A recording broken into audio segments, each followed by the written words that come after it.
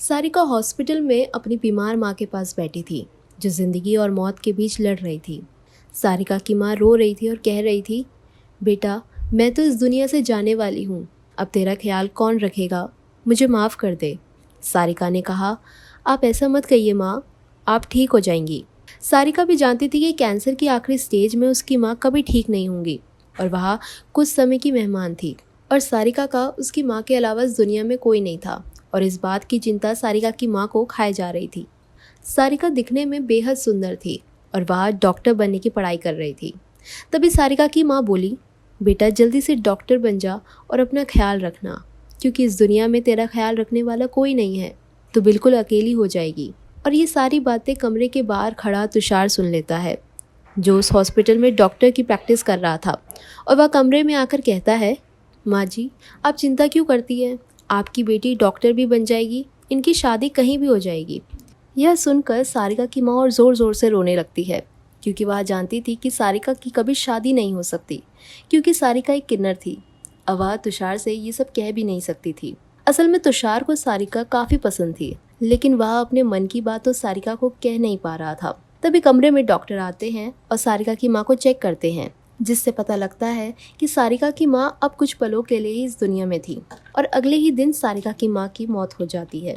सारिका का रो रो के बुरा हाल था। तुषार उसे काफ़ी तसल्ली देता है और उसे संभालता है।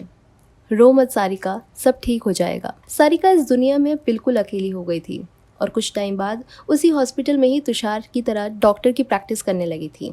आखिर एक दिन तुषार ने सारिका को अपने दिल की बात कह दी। उसने सारिका को शादी के लिए भी कहा, पर सारिका ने साफ इनकार कर दिया और वो वहाँ से जाने लगी।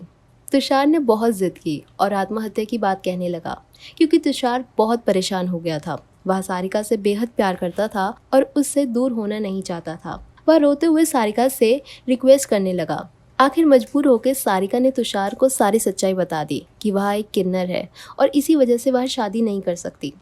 यह सुनकर तुषार को हैरानी तो हुई, लेकिन वह अभी भी सारिका से शादी करना चाहता था।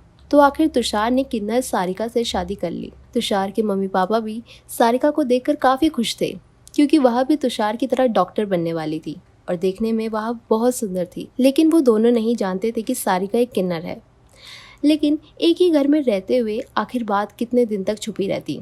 कुछ ही महीनों में तुषार के माँ बाप को पता लग गया कि सारिका एक किन्नर है और वह अब सारिका से नफरत करने लगे थे और कैसे न कैसे करके उसे तुषार की ज़िंदगी से निकालना चाहते थे। वो दोनों सारिका के साथ बहुत गंदा व्यवहार करते, जैसे उसे कोई छूत की बीमारी हो। लेकिन तुषार सारिका से बहुत प्यार करता था और इसी समस्या को ख़त्म करने के लिए तुषार की माँ ने एक दिन सारिका के खाने में जहर मिला दिया। सारिका खाना खाने ही वाली थी, लेकिन तभी उसका फ़ोन बजा और उसे खबर मिली कि तुषार का एक बहुत बुरा एक्सीडेंट हो गया। यह सुनकर सारिका रोती हुई हॉस्पिटल की तरफ भागी और तुषार के माँ बाप का भी बुरा हाल था।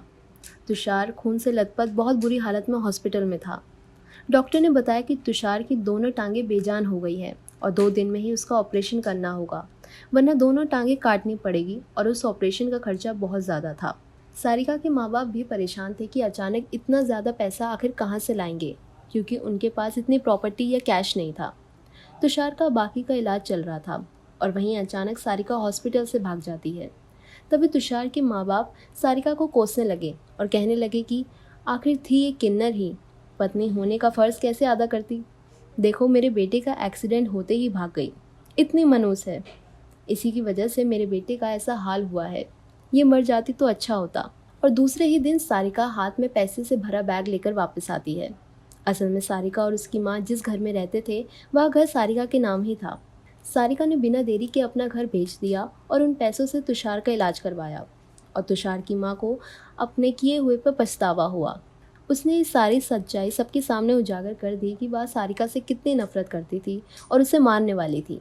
उसने अपनी गलती कबूल की और सबने माफ़ी मांगी और अब वह सारिका से बेहद प्यार करती थी, क्योंकि उसी की वजह से तुषार की जान बच गई थी और उसकी दोनों टांगें सलामत थी।